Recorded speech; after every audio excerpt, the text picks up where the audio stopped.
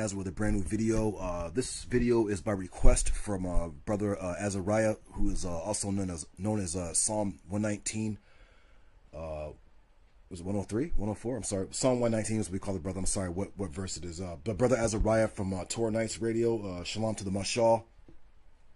Peace to the Torah Nights. And, shalom to our brothers and sisters who are dedicated to the Torah in the name of Yahweh. Anyways, so let's get into the lesson real quick. My camera might, fizz out, so let me just try to get through it as quick as I can. All right, so the topic is about Adam and Eve and the Garden of Eden, and this is the mystery of it.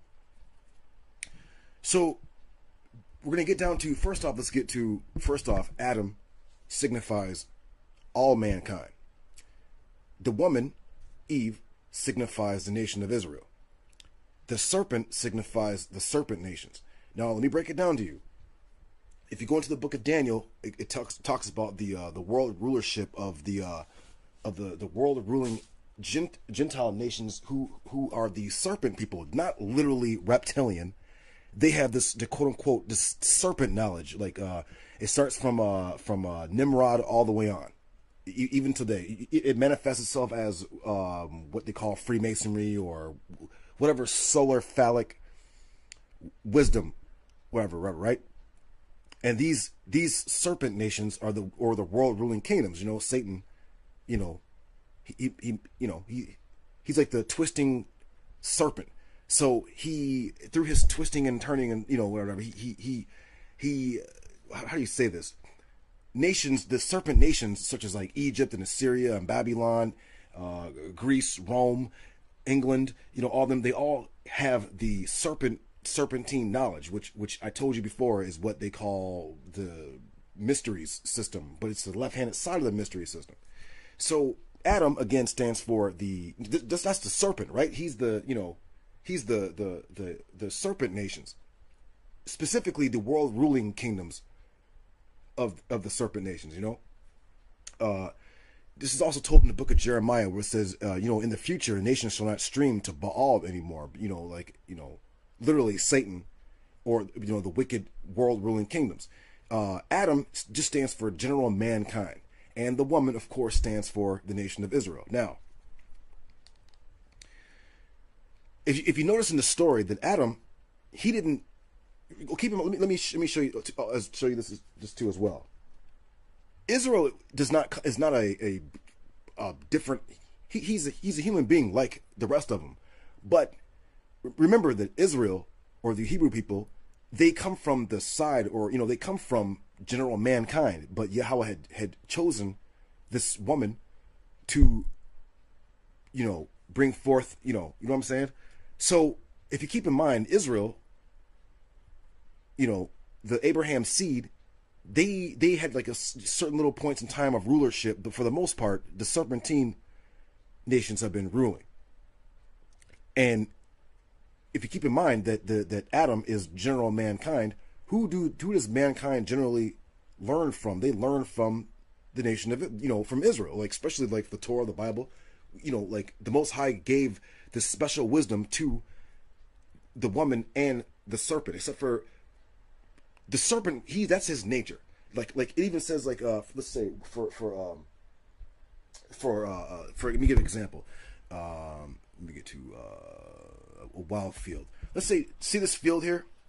If you go to Genesis chapter 25 verse 27, it says Esau was a man of the field. Now you notice the field is just this wild place. Just it's not very orderly.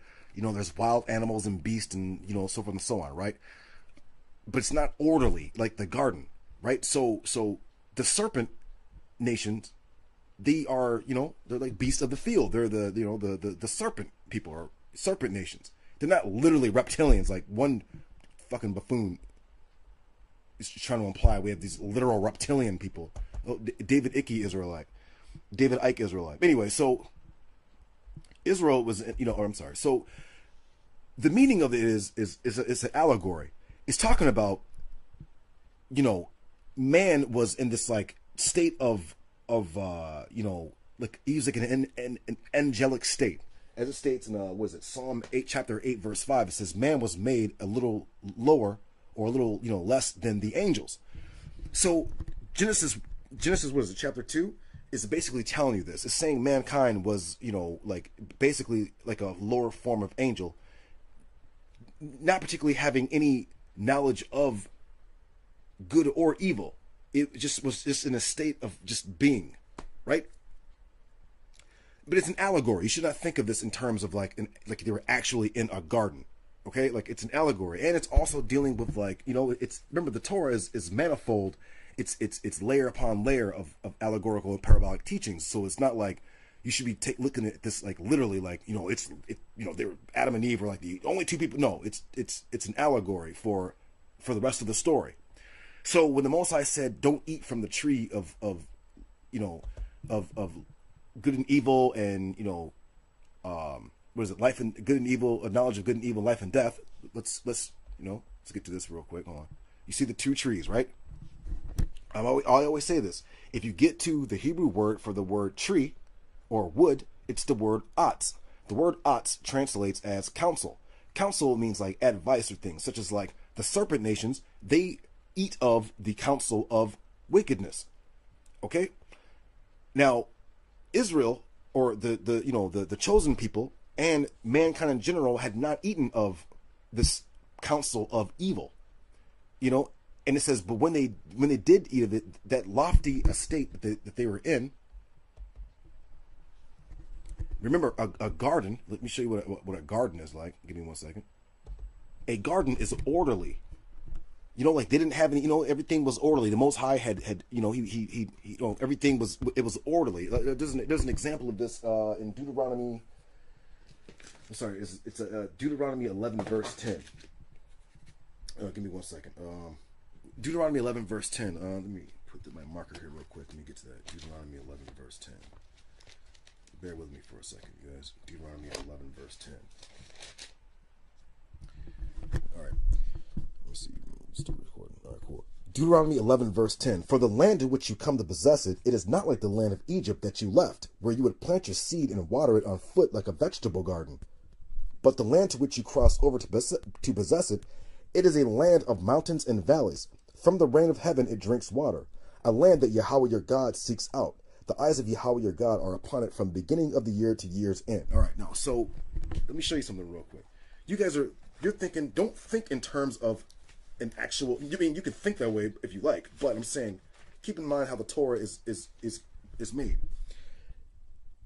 This is talking about the mind, the mind state that man was in.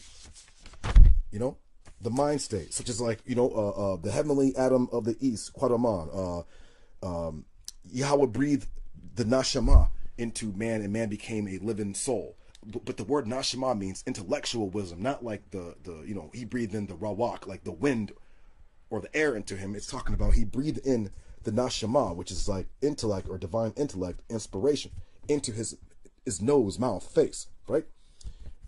The trees and bushes, shayak, which is the same word where you get the word Messiah from. But this word means bush or plants, to ponder, to meditate, to ponder, to converse, to contemplate, to communicate, to reflect, to meditate, to pray. Herbs, ashab, to glisten, grass, ashaf, to be sleek, glassy, polished, to purpose, to think, to cogitate, to form in the mind. So this garden that Genesis is speaking about is really talking about the mind.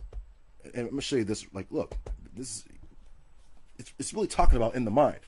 Let me give you another example again. It said Esau was a man of the field. If you look up the Hebrew word for the word field, the word is shadah or shad. If you look at that word also translates as devils or demon.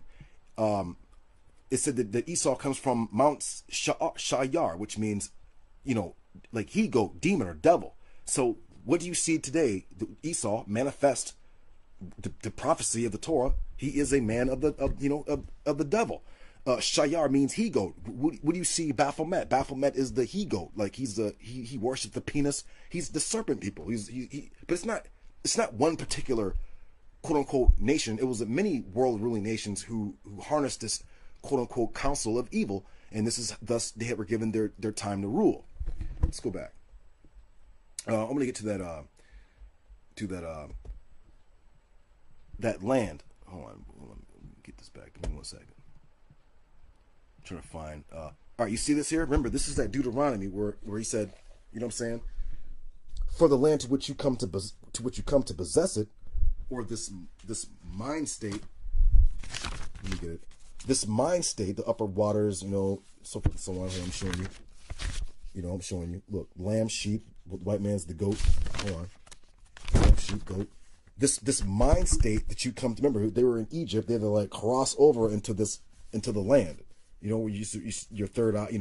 That's your debar, your holy of holies. But it's the mind state. So this land that you come across is filled with mountains, which the word is hara, which also means a womb, or to give, to like a belly, to give birth. Hara. It also means quickly. A land of valleys, which means like a high place that point upward, and in between is water. Would you know that water means teachings or flowing or Torah, right? You got your trees, which are your counsel. You got your plants and shrubbery and so forth and so on.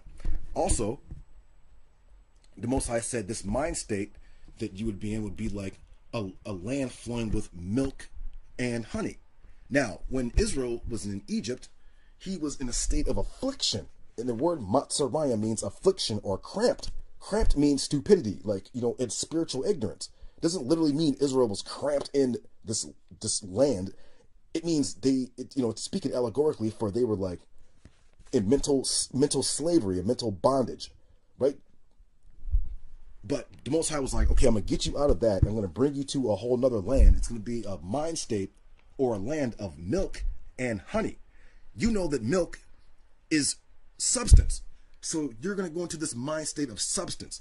And you know that honey is a food for healing and sweetness and enjoyment. Not affliction and crampedness in Egypt, but substance and healing, sweetness, and enjoyment. So, do you know what I'm saying? So the Torah is, we're not in the physical land of Israel right now, but when you take the Torah upon yourself, as Yahweh always says, if you meditate on this night and day, something happens to you.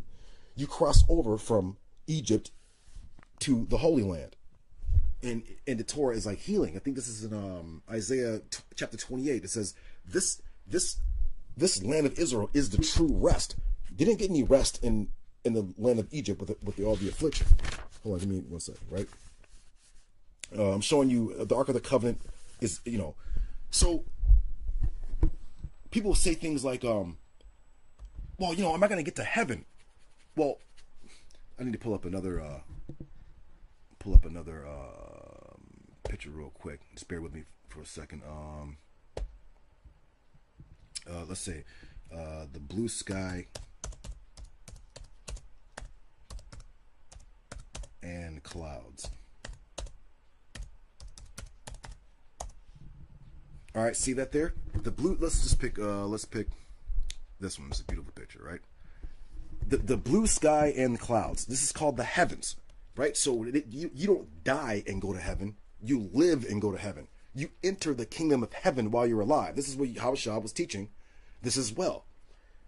So remember in Deuteronomy it said that what? It said, but the land you cross over to possess, it is a land of mountains and valleys. From the rain of heaven it drinks water. So clouds signifying the presence of Yahweh, and the clouds are white, signifying purity, like the lamb, like the snowflake, like the wool, things like that, right? The sun, purity. Then you see like the upper waters is a vapor. Okay, you have the lower waters on the ground, and you have the upper waters, and they're separated. So what happens? The clouds also rain down this water upon this land. So this is like thinking, if you think in terms of mentally, watch, the upper waters, right? Heaven is in the mind, and so is hell. You were in hell when you were in Egypt, and you don't have to physically be in Egypt to be in hell. You are like, you're in it now. People who are like let's say like the Egyptian Negroes, right?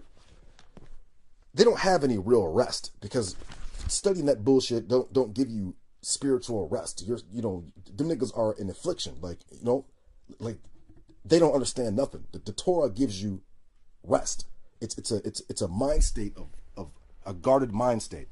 When you take on the Torah, your mind is like a garden. Things are orderly. How it rains down water, things produce, your thoughts and things produce. You got beautiful trees and, excuse me, herbs and grass and so forth and so on, right? You're not like, let's see, let me watch this. You're not like that. Remember what the Yahweh said? He was like, hold on. Let's get it again. For the land which you come to possess, it is not like the land of Egypt that you left, where you would plant your seed and water it on foot like a vegetable garden, like where you had to do the work. Yahweh didn't rain down the holy teachings so that your mind state would be like this. No, this is why the Egyptians were fucking retarded. They would bury themselves with with their riches and slaves and shit because they were fucking retarded. Okay, like they didn't. I'm not. That's just how it goes. They were retarded. And for those of you who didn't know, the Nile and all that just simply stands for, because remember, these are the serpent people, right? They're worshiping the penis. So the Nile was symbolic of Osiris's semen. I don't know if you knew that, but that's essentially what it is. And then they drink of that, so you know what that means. Put it together, man. Do the simple math. They're drinking the teachings of the Nile, which is nothing but the semen of Osiris. So, like, what are they really doing? This is why Yah took Moses out of Egypt. And this is why when Pharaoh said, okay, go sacrifice to your God in the land, they were like, no way. We got to, like, travel a 3-day journey, which are your 3 initiatory steps. We ain't going to sacrifice to our God, offer ourselves in this shithole land. Because and it says we will not offer the abomination of Egypt to Yahweh in the land. The abomination, what do you know what it's talking about? The penis. These 3 pyramids signify the penis. You don't know that. They're aligned with Orion's belt, but they signify the penis. You didn't know that. But I'm telling you, the Masonic secrets and the serpentine bullshit. But let's get back to the garden. To the garden real quick. Let's get back. And keep in mind, it said to bind these upon, let them be an ornament between your eyes. Obviously, as I'm telling you, that this is talking about the mind. Heaven and hell are in the mind. Life and death, mentally dead or mentally come to life. Moses said, I lay before you life and death. Let's keep going. Let's get back to Genesis real quick. Genesis chapter 2. I want to show you something. All right, so you saw all that, right? Let me show you something. There's these four rivers that come forth out of Eden, right? The 4 rivers. Now, you can look at that literally, and it's not going to help you very much. But if you think about it allegorically and spiritually, you will see that it's talking about in the mind as well, because the word for river in Hebrew is the word Nahar, which is my daughter's name, Nahara, or one of my daughters. The other one's Nazarah, but whatever, it's not important. Anyway, so Nahar means rivers, but it also means what? Light or brightness, like illumination, illuminated, spiritual wisdom. And it ain't talking about the left-handed, it means like right-handed. So let me show you something real quick. So the watch. The heads or chief points of illumination or wisdom of Nahayar, the rivers, from the tended guarded mind state, which is called the tended or guarded mind state. Remember, the angel was in the garden flashing that sword around. You know what I'm saying? It's like it's the holy mind state, the set apart mind state. So from the west is the word Fashayawan, but they call it in you get the Pishan, but it's Fayashawan, and it signifies west, and it means to spread out, to scatter, to grow, to increase. From the land of Havilah, which is Kawayala, means circle, fear, tremble, or hope. So you have, we get to the second one is Gayakawan, which means a stream or rushing forth, or to strive, to gush forth a fountain, The east is Katakal, which they call it I'm sorry. Hidekel, but it's kadakal. It means strong, prickly, to plant, to thorn. Now these I'm sorry, and then you have farath, which means fruitfulness. Now these four rivers are all signifying what? One is like fear and trembling for the Most High. The other one is to strive, to pour forth for the Most High. The other one is being fruitful in thought to the Most High. What's the other one? I'm sorry, missing the other. I'm sorry. Oh, and kadakal means to sting, or to be prickly, or to plant, or a thorn. Right. This is the same thing like when Moses was walking and he saw the burning bush. You know that bushes have thorns, and the bush was on fire, but it wasn't consumed. Allegorically, what that's saying to you, the word for bush is sanah. If you were to spell this backward, it gives you, Hebrew works forward, backwards. You can rearrange the words, and it'll give you the quality of the object or subject that it's speaking about. It's talking about Moses was walking about. He was still in that Egyptian, mind state, whatever. He's still, whatever, right? He saw the burning bush. Bush generally have prickers and thorns.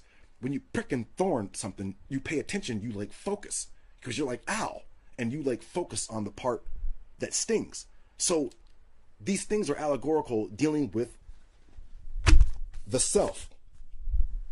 You hear stupid stories about like, oh, Eve was sleeping with the serpent. No, that's not at all what it's talking about. That's some horse shit that niggas are coming up with. All right, let me show you this real quick. So, all right.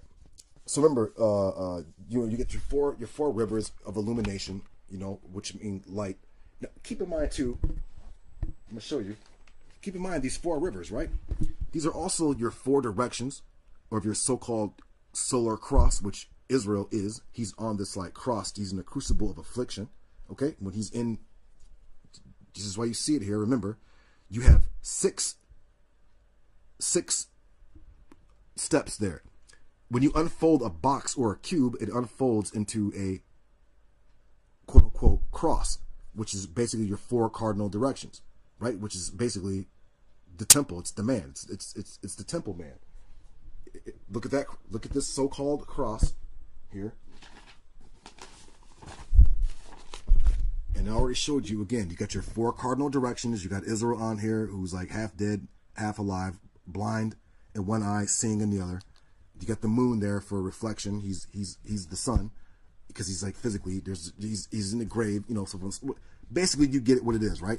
So you know that you got your 12 seasons, which are your 12 tribes of Israel, which keep in mind, you're probably, remember, the people who are not initiated, they're like, oh, the Bible is just a book talking about astrology.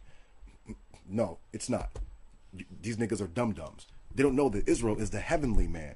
You have the carnal man, and you have the earthly man, and you have the heavenly man. If I go to the book of Daniel, chapter 7, what does it say? It says, the Son of Man, and it's talking about the nation of Israel, came to the one who was Ancient of Days. You know what I'm saying? Yahushua taught this when he said, and you will see the Son of Man coming with great power and glory, coming with the clouds of heaven.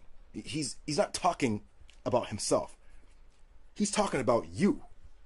When you understand the Torah, you will understand. You go to heaven. You become a heavenly man. You are a man of the heavens, not a man of the earth. Which clearly Adam, the word Adam, Adamah, means like earthly, right? Then you have like the dry land, which is the word labash, labawash, which is another word for like shame. The earthly shameful man. So remember, it's allegorical. You got the man whose mind state is with the mountains and the streams and the valleys, and the plush, the lush garden, the pouring water from heaven that just keeps flowing, but you don't know where its source comes from. The source comes from the heavens. Yahweh rains down the water, and it waters, irrigates this beautiful land, or this beautiful mind state. This is why the Torah comes from the word Yahweh, which means to pour out, like water. Where Yahweh says that he separated the lower waters from the upper waters, right? All right. Then you got your man of the field, or the devil, which is Esau. And you see here wild animals are in here. It's not arranged and like a garden. Shit's growing wild. it said that Jacob was a man of the tabernacle, or the tents, where you already know what the tabernacle is. You know what that is. Jacob was a man of this, but Esau is a man of that. So it showed you, right off the rip. The serpent nations, the same way. They, look, this Yahweh's not raining down. There's no plush irrigation here. They had to like actually do work themselves to do it, because Yahweh's not, he didn't like make Egypt to be. But this is a mind state. This is your Sarah Sut and Setis, your Sa Netters, and in them. They think that they're like deep in whatever whack mysteries they have. They don't know anything about the mysteries. Their mysteries are whack. Yahweh didn't like give the serpent nation and their council of evil real illumination, because he separated the good and the bad, and the right and the wrong. You know what I'm saying? He separated them, the falsehood and truth. He separated them. That's why it's called set apart or holy. Anyone who's in this mind state, you're done. Like, nigga, you don't know anything. Like, you literally look at everything literally from this perspective. Like, you're not a spiritual man. You are a carnal man. This is why the dum-dums used to bury themselves with slaves and shit. You know what I'm saying? And gold and shit, because they didn't know anything about the afterlife. They didn't know anything about the Creator. This is why they had idols and shit. The most religious people on earth with idols, praying to them, bowing to them. They keep in mind what the serpent said in here. Genesis chapter 2, verse 4. Let's get to what is this? Chapter 2 or chapter 3? I'm sorry. Now the serpent was cunning beyond any of the beasts of the field that Yahweh had made. He said to the woman, "Did perhaps God say, you shall not eat of the tree of the garden, of any tree of the garden?" The woman said to the serpent, "Of the fruit of any tree of the garden we may eat, or of the works of the counsel of the garden we may internalize." In other words, what she's saying, of the good things, of good counsel we may internalize. The serpent was like, well, hold on. Sorry, I'm trying to get at the tree of, okay. Let's see if we can get a tree of evil in here. Let's say this is the right hand tree, the tree of knowledge of good and the knowledge of evil. The serpent was like, well, if you eat this, you know what I'm saying? If you eat of this, you will like know this knowledge that you didn't, that Yahweh had kept from you, because Israel did not have the counsel of evil. So the woman, or us, the people, begin to like, of course, what the Torah tells you. They start to go about and worship and learn the counsel of the heathen, and not even just like Adam, the normal people, the average. No, the serpent wisdom. We learned that shit. Niggas started like, it tells you in the book of Ezekiel, they were bowing down to the sun. They were making calves. All these calves and things and bulls and goats and all these things are all knowledge of evil, because the Egyptians understood the mystery of generation. They didn't know who was creating it, but they understood the principles of creation, such as like, the man and the woman, and the son, how it has to do with the man. They understood we all knew males get morning wood at a certain point in time, especially young men. You get the morning wood at sunrise. Okay, it's just like natural. You're not thinking about women. It just fucking just happens. It's because, man is in tune with the sun. The woman is in tune with the moon and the earth and things, like that. So we're connected with those cycles. So they understood these principles. Now they understood the principles. They didn't understand the Creator. So they began to make idols for themselves, and they began to because there was no restraint with them. They didn't have laws that said, real laws to enforce. They didn't believe in, they made stupid shit up like ma'at. Basically, you could do whatever the fuck you wanted to do, but you just had to say that before you entered the afterlife. But they didn't know anything about the afterlife. The Most High never communicated to Egypt about anything. It's just, they were dum-dums. So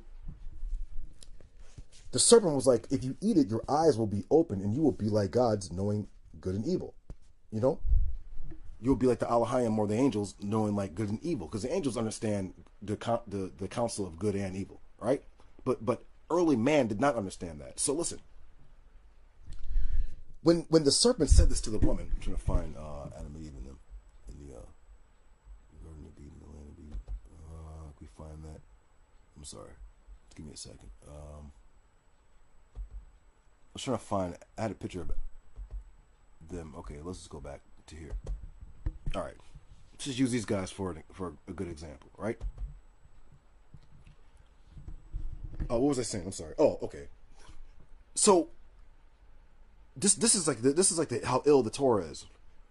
When they internalized this counsel of evil, their eyes were open. It was open to the counsel of evil, into like there's a power in it. I told you there's a power in both. And like you have a stick, you have one end and you have the other end. So they internalized it, and what happened was their eyes were open to what the serpent nations knew. But what happened was they fell from their lofty estate, and they became blind. And this is what is signified by death. They became blind. They were like seeing in one aspect and blind in the other. Remember, it like flip-flop. Because before, I'm sorry, where were they at? Where were they at? I'm sorry. Okay. Remember, before they were seeing blind, and then when they ate of the fruit, they became blind seeing, if you know what I mean. Like they fell, they fell from that lofty estate, that angelic estate, and became earthly. And this is why Yahweh was like, you ate of it, and it was like, you, especially to them, to mankind, you're gonna have to like work the field to get your produce. You know what I'm saying? Like, you're gonna have to work the field to like get your spiritual produce. And it said to the woman, you're gonna like, your craving is always gonna be to the man, to the nations. This is why Israel always wanted a king like the other nations. They wanted to be like the other nations. They always said that. They always wanted to be like the other nations. Their desire was to be like the other people. Which look at today. Does Jay-Z and them not wish to be like the white man? Do like only us who I'm not even saying just Torah Israelites, even let's say like even GMS or ISPK or whatever. Well, let's just use GMS for like One West, because as far as I'm concerned, far as scripturally, for like One West dudes, and I'm not talking Sakari sit downs. I'm talking about that immediate One West dude. I would say GMS is the more scripturally adept than the rest of them. Like IUIC and GOCC, like them niggas are literally a joke. Like literally, like there's like I don't even consider them niggas even Israelites. Those are Christians. But anyways, so even let's say like GMS and them, I'm just using them as an example. They understand the concept of leave. They don't want to be with. They don't want to, like Proverbs tells you, don't go to the strange woman. It ain't talking about little foreign women. It's talking about their philosophies and the way they live. Because it said that her desire would be for her husband, but the word is man, or like, remember Adam is mankind. The woman is Israel. She always wants to be like the nations. And this is where this comes in. So anyways, they both ate of the fruit of the wicked, and they became blind to the holy, the holiness, or that innocent thing they were in. So what happened? They like begin to like, they were naked. They knew that they were like naked. They like fell from this lofty estate to this lower carnal earthly estate, and then began to like understand that they were like naked. Now, remember, the word naked also means blind. They were like blinded. They were like, like, oh shit, like what happened? We are not in that holy estate anymore. You're like carnal. Now, keep in mind, remember what the serpent's whole thing is, right? His whole thing is the mystery system. He understands the power of generation, whatever, right? So this is why, and they, they had the old faggot temples and whore temples where they had to like have, I forgot, I don't know the term for it. You know what I'm talking about. Anyone who studies ancient history knows that the ancient cultures used to have whorehouse temples where there would be like a temple prostitute, and the men would come in and sleep with her, and they were like eunuchs, and they were like male prostitutes, and they were, it was all in honor of their like sexual fertility gods. This is why they sewed fig leaves about them, because they understood what the serpent people were talking about, or they understood that. We had no, so they sewed fig leaves around their private areas, understanding the power of generation of their generative organs, which the serpent people worship, like Freemasons and every other fucking heathen, wicked serpent nation people. All of them, from all of them, all the serpent people all have the same sexual organ worship, and they ascribe it to gods, which are, they ascribe to the sun and the moon and the stars and whatever else they can ascribe their gods to. Brother Kodash even gave a lesson on it, the host of heaven. I'm just breaking it down even more, telling you what the mystery of the Garden of Eden and Adam and Eve is. All right, so just keep going. So their eyes were open, and they realized that they were naked, and they sewed fig leaves, made themselves aprons. This is what you see Masons covering up themselves with aprons over their loins with the G, which stands for generation or generative. So remember, they ascribe this shit to the heavenly host, the sun, the moon, the stars, all that, whatever. So they're astrologers, remember that? Remember Daniel and he was in Babylon, and Nebuchadnezzar, and remember Pharaoh's astrologers and enchanters. This is what I'm telling you. This is the secret of all that. We're still recording? All right, cool. All right. So Yah called out to the man and said to him, "Where are you?" And the man said, "I heard the sound of you in the garden, and I was afraid because I am naked, so I hid." So wait a minute. Was Adam and Eve, were they literally in a garden, like an actual little garden, or is this talking about in their mind? Because the word garden is the word gan, and the word gan means tended or guarded or hedged about. This is where you get the word magan, which means a shield. Okay, they realized that they were like naked. They like fell from their lofty estate of their angelic estate. They didn't internalize the counsel of evil, or eating the fruit or the works thereof of it. Now, when you break down the Hebrew and all that of all this, when you realize it, she learned the art of abortion, a whole bunch of sexual fertility, magic, sex magic, and abortion, and all that shit. She learned all that shit. We learned all that shit. That's what we stand for. So hold on, give me 1 second.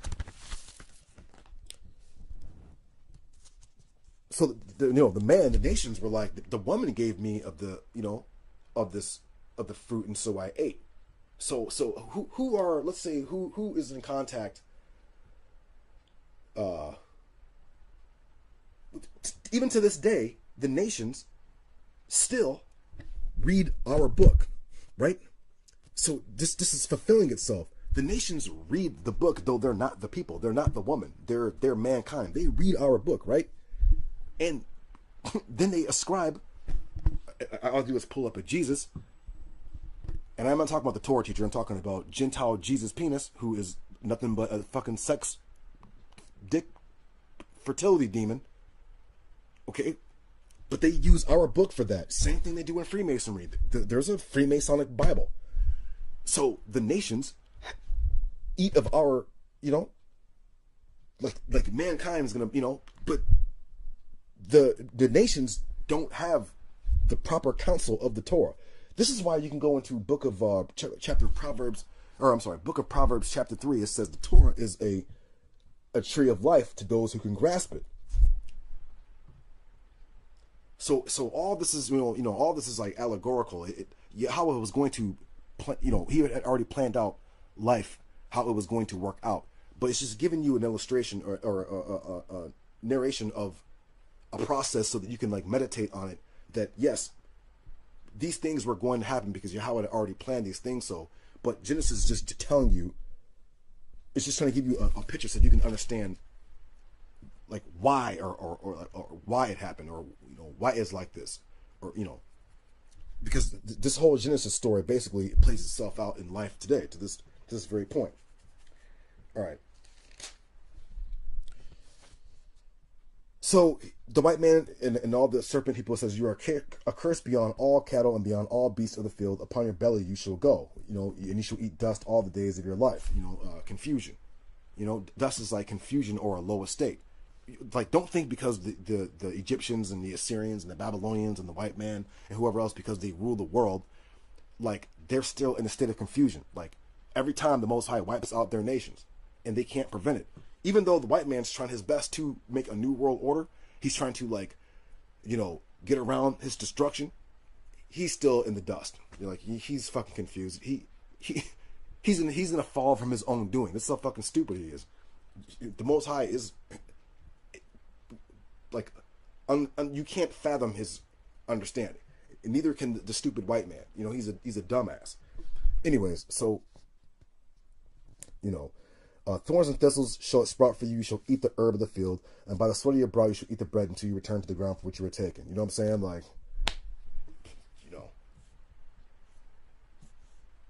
the Most High is not raining down the heavenly teachings for them. Okay, basically, they're you're on your own, and that's what it is, and that's how it plays itself out today. Man, the other nations besides Israel and besides the serpent nations, let's give an example. The mainstream Japanese, since I'm in Japan, let's use them. They are like mankind. They are Adam. They don't have the heavenly teaching, the Torah. And if you try to explain it to them, their soul they cannot see it. Now they do have an understanding of right and wrong, such as like Japan's very, very strict about nakedness and women showing their skin and all that shit. Like that shit's like frowned upon. They don't like that. Wearing shoes in the house and things like that, they know.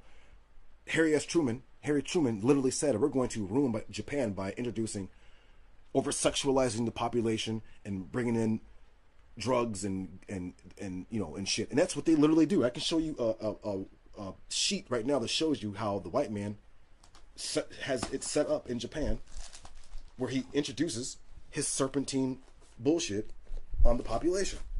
Here it is right here. Anybody who understands Japanese can see. What is this? I think Rockefellers, Rothschilds.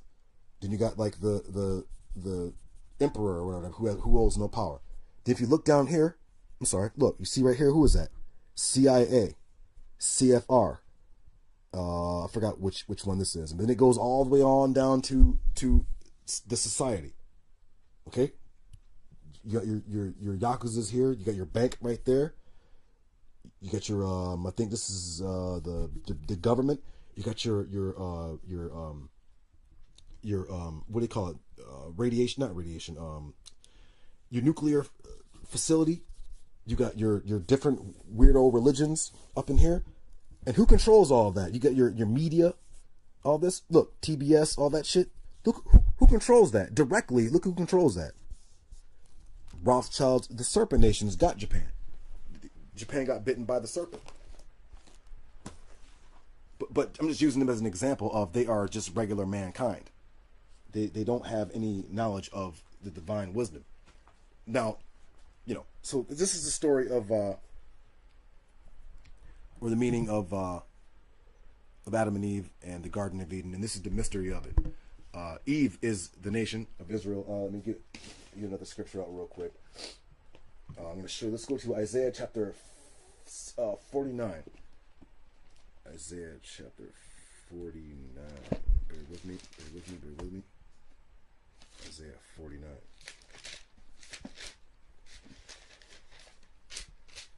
Watch this. The woman, Eve, is Israel. Zion, she's also known by the woman. Remember, the womb, so forth and so on, right? Watch this. Zion said, Yahweh has forsaken me. My Lord has forgotten me. Can a woman forget her baby or not feel compassion for the child of her womb? Even these may forget, but I will not forget you. Behold, I have engraved you upon my palms. Your walls are always before me, or before me always. Your children will hasten to return, and your ruiners and your destroyers will leave you. Raise your eyes all around and see. They have all gathered, they have all come to you. As I live, the word of Yahweh, I swear that you will clothe yourself with them all like jewelry and adorn yourself like a bride. You will clothe yourself with them all like jewelry and adorn yourself like a bride. Remember, they knew they were naked. Let's keep it going. Verse 20. The children whom you have been bereaved, or, bereaved means being barren.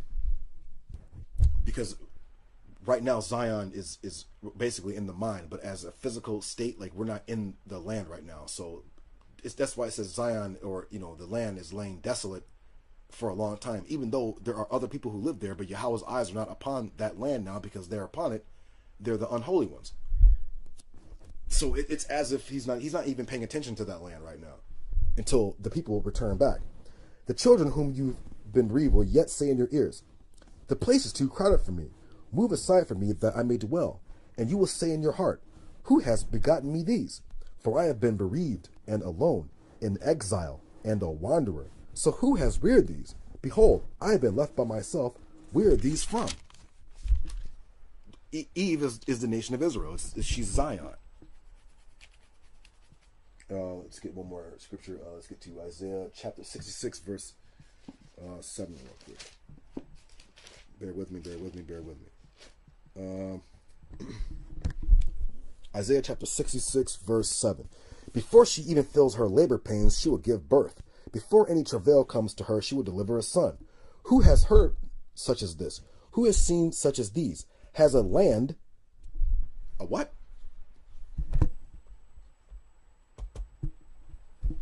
Has a land gone through labor in one day? Has a nation ever been born at one time, as Zion went through her labor and gave birth to her children? Shall I bring a woman to the birth stool and not have her give birth, says Yahweh? Shall I, who caused birth, hold it back, says your God? Be glad in Jerusalem and rejoice in her, all you who love her. Exult with her in exultation, for all of you who mourn for her. See?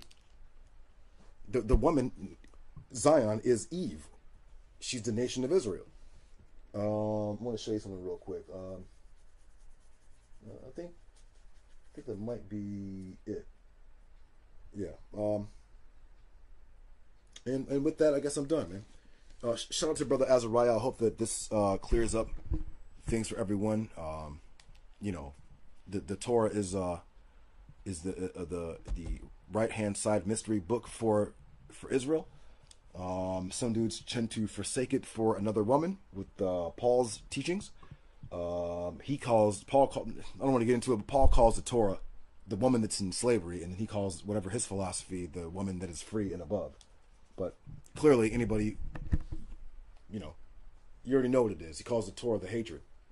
So Yahweh Shah, the Torah teacher, definitely wouldn't have agreed with that. So with that, Israel, shalom to the knights. And that's what it is. All right, shalom.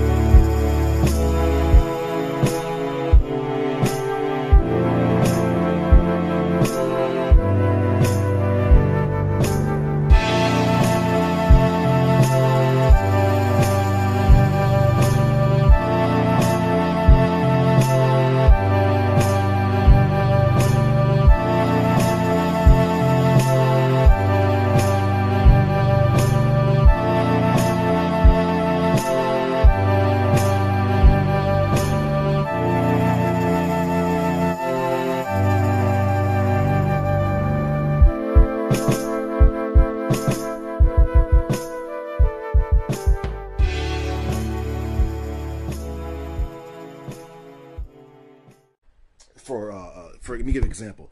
Let me get to a wild field. Let's say, see this field here? If you go to Genesis chapter 25, verse 27, it says Esau was a man of the field. Now, you know, it's like the field is just this wild place. Just, it's not very orderly. You know, there's wild animals and beasts and, you know, so forth and so on, right? But it's not orderly like the garden, right? So the serpent nations, they are, you know, they're like beasts of the field. They're the serpent people, or serpent nations. They're not literally reptilians like one fucking buffoon is trying to imply. We have these literal reptilian people. Oh, David Icke Israelite. Anyway, so Israel was, you know, or I'm sorry. So the meaning of it is an allegory.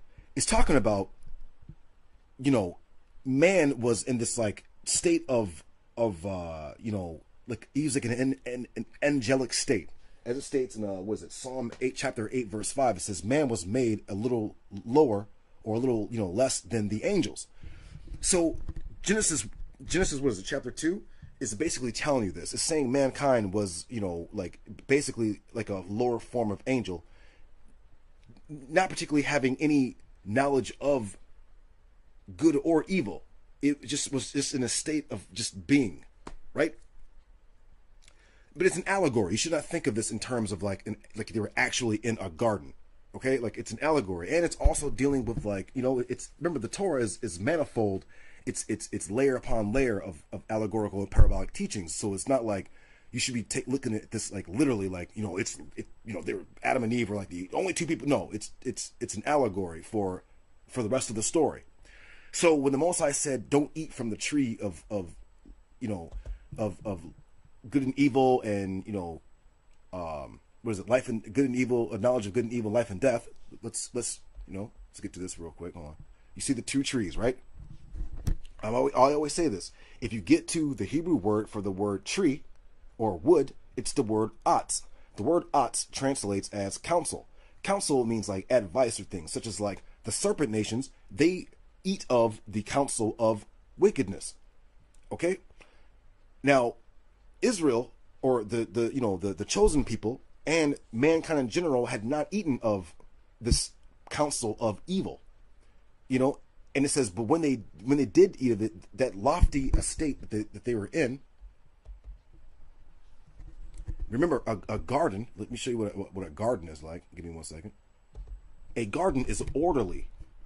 You know, like they didn't have any, you know, everything was orderly. The Most High had, you know, he you know, everything was orderly. There's an example of this in Deuteronomy. I'm sorry, it's Deuteronomy 11 verse 10. Give me 1 second. Deuteronomy 11 verse 10. Let me put my marker here real quick. Let me get to that. Deuteronomy 11 verse 10. Bear with me for a second, guys. Deuteronomy 11 verse 10. All right. Let's see. Still recording. All right, cool. Deuteronomy 11 verse 10. For the land in which you come to possess it, it is not like the land of Egypt that you left, where you would plant your seed and water it on foot like a vegetable garden. But the land to which you cross over to possess it, it is a land of mountains and valleys. From the rain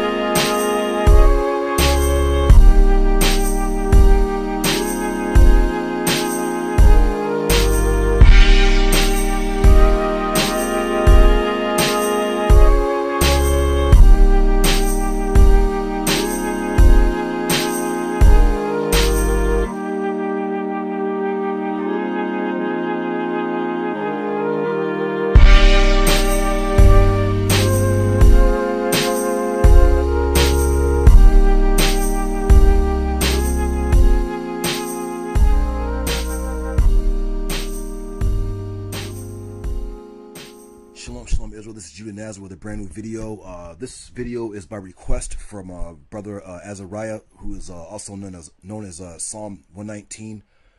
Was it 103? 104? I'm sorry. Psalm 119 is what we call the brother. I'm sorry what verse it is. But brother Azariah from Torah Nights Radio. Shalom to the Mashal.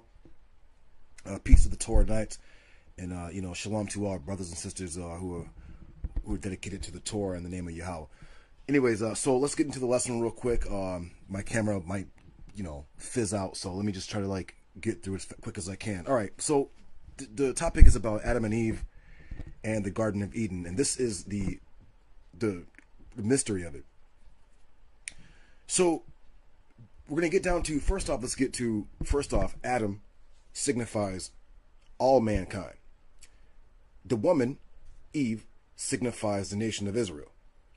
The serpent signifies the serpent nations. Now, let me break it down to you. If you go into the book of Daniel, it talks about the world rulership of the world ruling Gentile nations who are the serpent people, not literally reptilian. They have the quote unquote this serpent knowledge. It starts from Nimrod all the way on, even today. It manifests itself as what they call Freemasonry or whatever solar phallic wisdom, whatever, right? And these serpent nations are the world ruling kingdoms. Satan, he's like the twisting serpent. So he, through his twisting and turning and whatever, he how do you say this? Nations, the serpent nations, such as like Egypt and Assyria and Babylon, Greece, Rome, England, all of them, they all have the serpentine knowledge, which I told you before is what they call the mysteries system, but it's the left-handed side of the mystery system. So Adam again stands for that's the serpent, right? He's the serpent nations, specifically the world ruling kingdoms of the serpent nations. This is also told in the book of Jeremiah, where it says, in the future, nations shall not stream to Baal anymore. Literally Satan, or the wicked world ruling kingdoms. Adam just stands for general mankind, and the woman, of course, stands for the nation of Israel. Now, if you notice in the story that Adam, he didn't. Keep in mind, let me show you this too as well. Israel is not a different. He's a human being like the rest of them, but remember that Israel, or the Hebrew people, they come from the side, or they come from general mankind. But Yahweh had chosen this woman to bring forth. You know what I'm saying?